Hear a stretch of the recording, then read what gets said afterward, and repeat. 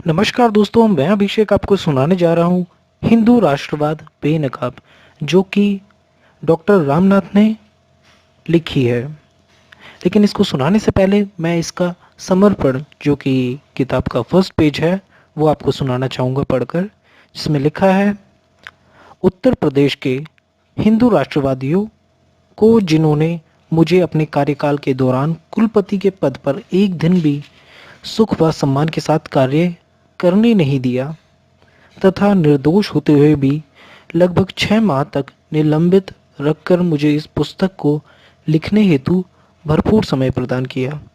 तो आइए इस किताब को पढ़ते हैं। तो शुरुआत करना चाहूँगा चैप्टर 1 से। क्या आर्य भारतीय के मूल निवासी थे? तो चलते हैं ये जानने के लिए क्या आर्य भारत के मूल निवासी थे। तो मैं शुरू करना चाहूँगा। हिंदू राष्ट्रवादियों की सबसे बड़ी कमजोरी यह है कि आर्य भारत के मूल निवासी नहीं है, जर्मनी के मूल निवासी है।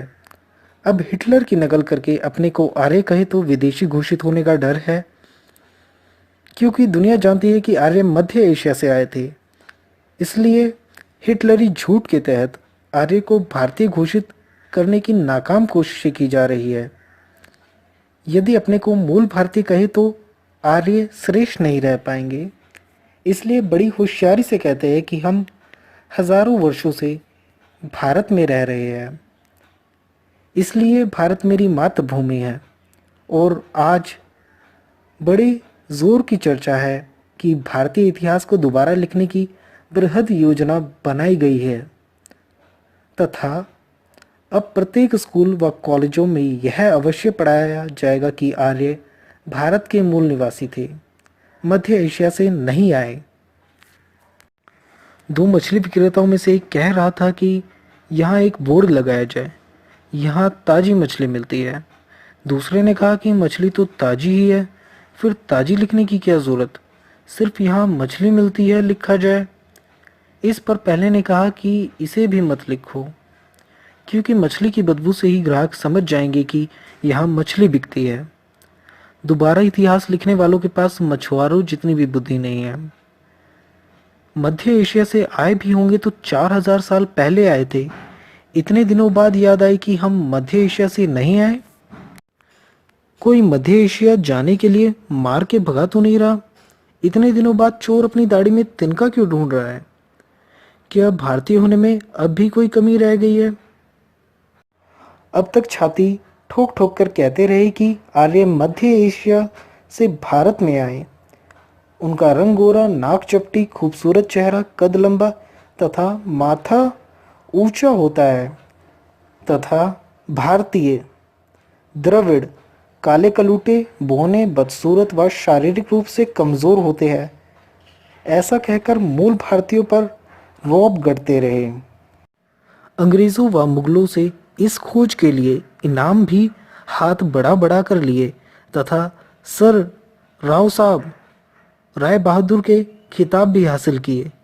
उस समय हमें तो कलम पकड़ने की इजाज़त नहीं थी। जो भी प्रधानमंत्री या मंत्री रूस गया, उसने वहाँ के शासकों से यही कहा कि हमारी मातृभूमि तो आपके ही देश में है, इसलिए हम और आप भाई भाई है। वनस्पति विज्ञान, भौतिक विज्ञान, मानविकी, भूगोल, कानून, अर्थशास्त्र, राजनीतिक शास्त्र, गणित, इंजीनियरिंग, चिकित्सा विज्ञान, रक्षा अनुसंधान, कृषि अनुसंधान, गुरुत्वाकर्षण, सापेक्षणता आदि वैज्ञानिक शाखाओं के अंतर्गत की गई ब्रिटिश व अमेरिकी वैज्ञानिकों की खोज को ध्रुव सत्य व कल्याणकारी माना जा रहा है। परंतु भारतीय इतिहास के अंतर्गत विदेशी वैज्ञानिकों द्वारा की गई खोजों को अविश्वसनीय व आपस में लड़ाने वाला कहा गया। यहाँ भोजपुरी की एक कहावत चरितार्थ हो रही है कि कटहल का कोवा तू खैला त मोटका मोगरवा के होई। इतने दिनों बाद भारत का दोबारा इतिहास लिखने वालों की मूर्खता में भी बुद्धिमत्ता दिखाई दे रही है। क्यों? क्योंकि अब भारत का बहुजन समाज भी इस खोज को समझ चुका है कि आज के स्वर्ण मध्य एशिया से आए विदेशी है, क्योंकि इन्होंने आज तक इस देश को अपना देश नहीं समझा। भारत समेत पूरी दुनिया के प्रकांड विद्वान अकाट्य तथ्यों द्वारा सिद्ध कर चुके हैं कि आर्य मध्य एशिया या ध्रुव प्रदेश से भारत में आए तथा उन्होंने ही भारत के मूल निवासी द्रविड़ों द्वारा निर्मित सिंधु घाटी सभ्यता को नष्ट करके इस देश पर कब्जा कर लिया। आर्यों के आगमन के बारे में तथ्यात्मक खोज हो चुकी है, परंतु भारत के मानववादी ब्राह्मणवादी स्वर्ण हिंदू बच्चों की तरह जिद पकड़कर कहने लगे हैं कि हम मध्य एशिया से आए ही नहीं, यहीं के रहने वाले हैं। इसका अर्थ तो यह हुआ द्रविड़ लोग बाहर से आए। फिर पूरे भारतीय खंड में फैली सिंधु घाटी सभ्यता के निर्माता कौन थे? हम भी अब तक चुप थे कि चलो कोई भी कहीं से आया, अब सब भारतीय है, परंतु आज उल्टा चोर कोतवाल को डांटने लगा है। जिन प्राकृत व पाली भाषाओं के जरिए अनार्यों ने आर्यों को अक्षर ज्ञान कराया, उन्हीं भाषाओं को मलेच्छ की भाषा कहते हैं।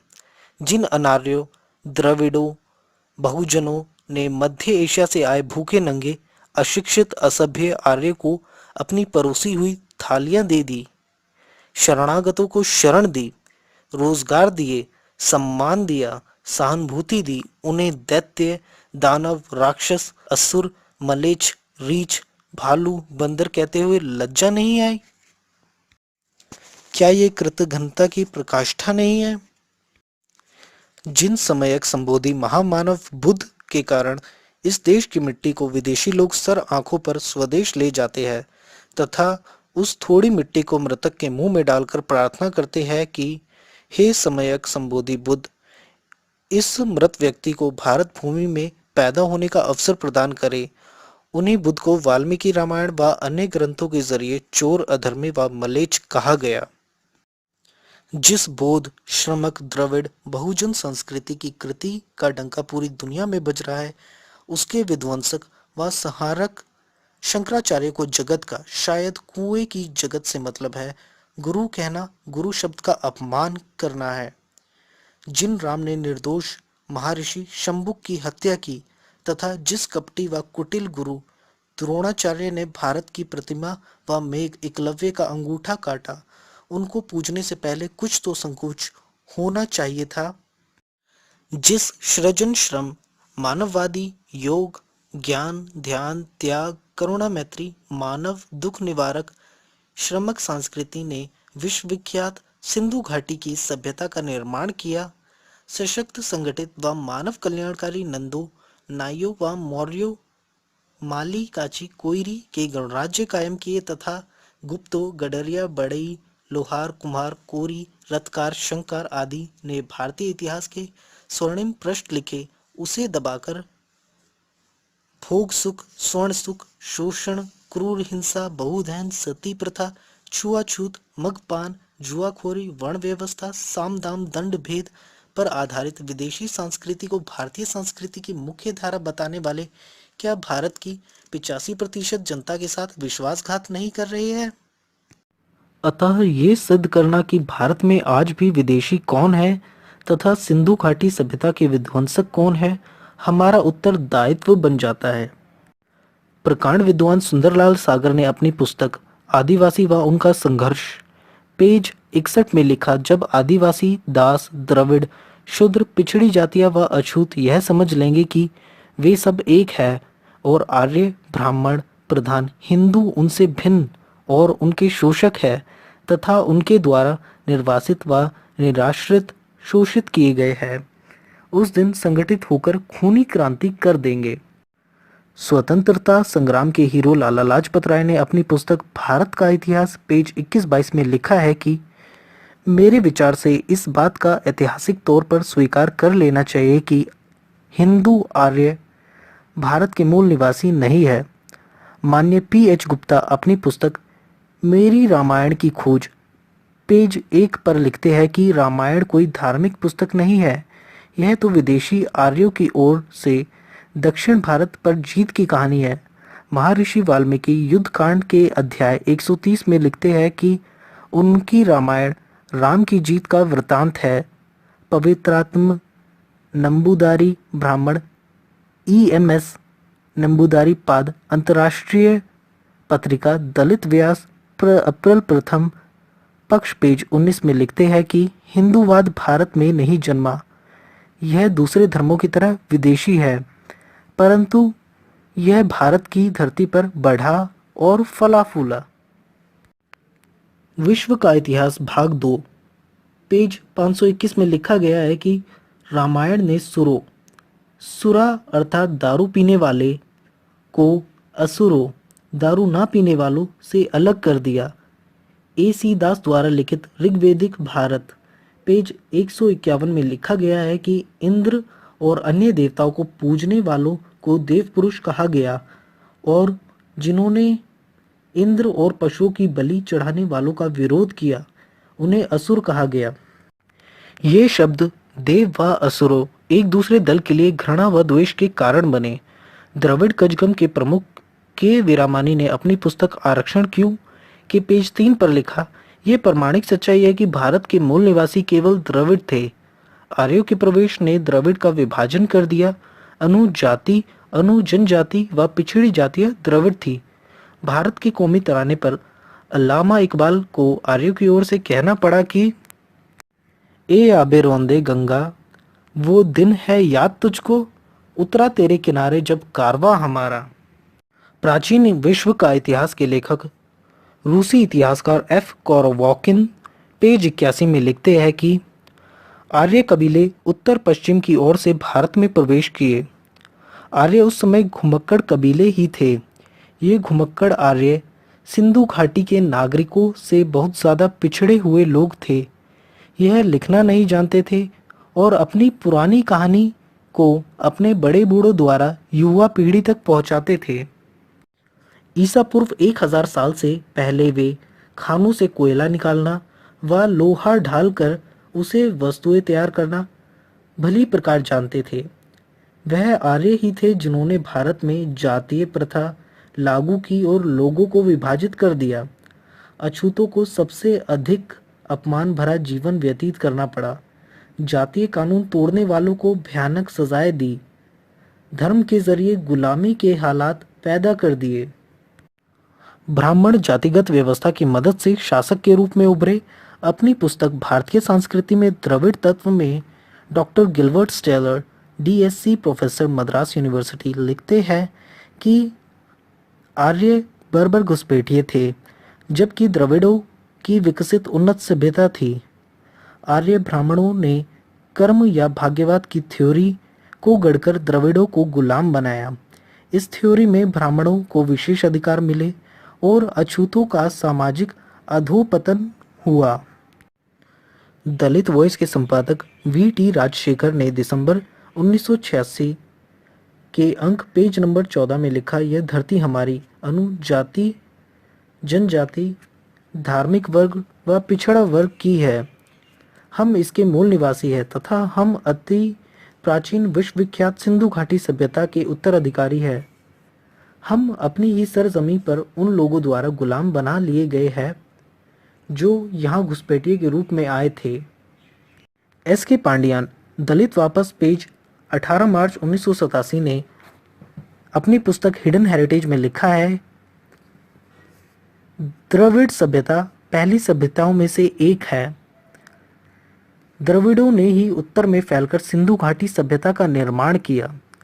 स्वामी विवेकानंद ने अपनी वेस्ट कल्चर एंड सोशलिज्म अध्याय 6 शीर्षक आई एम सोशलिस्ट में हिंदुओं को संबोधित करते हुए लिखा है कि यही वे शूद्र है जिन्होंने आपको सभ्यता सिखाई और वे ही अब आपको नीचे भी गिरा सकते हैं। सोचें कि किस तरह रोमन सभ्यता गाल्स के हाथों मिट्टी में मिला दी गई।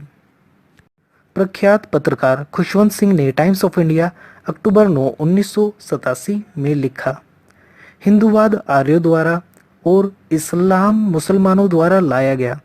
अफ्रीकन महान विचारक पेज 141 में रुनोकी रशीदी लिखते हैं, आर्य असभ्य घुमक्कड़ कबीले थे। उनमें कोई सभ्यता सदाचार नहीं था। यह आर्य ही थे जिन्होंने भारत की काली जनसंख्या पर जाति व्यवस्था थोपी।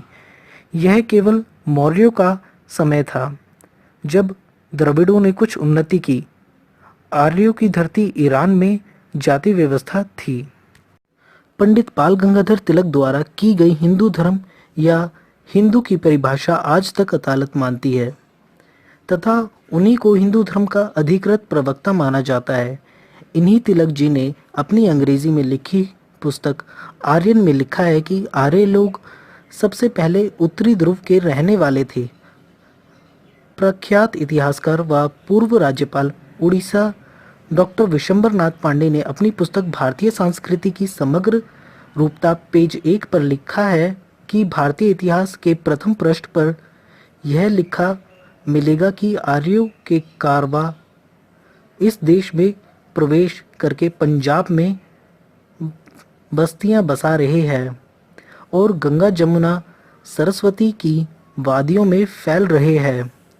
आर्य और भारत के मूल निवासियों में जमकर युद्ध हुए जिनकी चर्चा ऋग्वेद में है। अब तक रूसी इतिहासकार आर्यों का मूल स्थान स्टेपी प्रदेश मानते रहे, परंतु अब उन्होंने भी तिलक की खोज पर अपनी मोहर लगा दी। नेहरू ने पिता की ओर से पुत्री के नाम एक पत्र में लिखा कि उत्तर की ओर से आर्यों ने इन द्रविड़ लोगों पर हमला किया। इन आर्यों का मध्य एशिया में बहुत बड़ा समूह रहा होगा। भारत की खोज पेज 75-76 में नेहरू ने लिखा कि रामायण और महाभारत इंडो आर्यन के समय की उनकी जीतों और घरेलू लड़ाइयों की कहानियां हैं। इसी ग्रंथ के पेज 62 पर लिखा आर्यों के भारत में आने से पराजित द्रविड़ों जिनकी एक लंबी सभ्यता की बुनियाद थी में नई सामाजिक और राजनीतिक समस्याएं खड़ी हो गई। परंतु इस बात में कोई शंका नहीं कि आर्यों ने अपने आप को उन द्रविड़ों से बहुत अच्छा और ऊंचा समझा और इस विशाल खाई ने दोनों को अलग अलग कर दिया। फिर पेज 82 पर लिखा कि रामायण की कहानी आर्यों द्वारा दक्षिण की ओर राज्य बढ़ाने की कहानी है। पंडित M.M. वियोगी ने अपनी पुस्तक जातककालीन भारतीय संस्कृति के पेज 265 में लिखा है जिस दिन भारत के मूल निवासी यह जान जाएगी कि आर्य विदेशी घुसपैठिए है तथा वे स्वयं भारत के मूल निवासी है और यह भूमि उन्हीं की है जो उनसे छीन ली गई तथा उन्हें जाति व्यवस्था के गत्र में डालकर मानवीय अधिकारों से वंचित किया तो एक हिंसक विस्फोट होगा।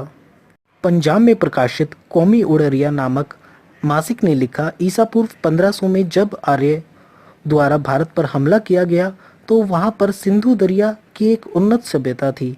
यही दरिया पहला विशाल जलमार्ग था।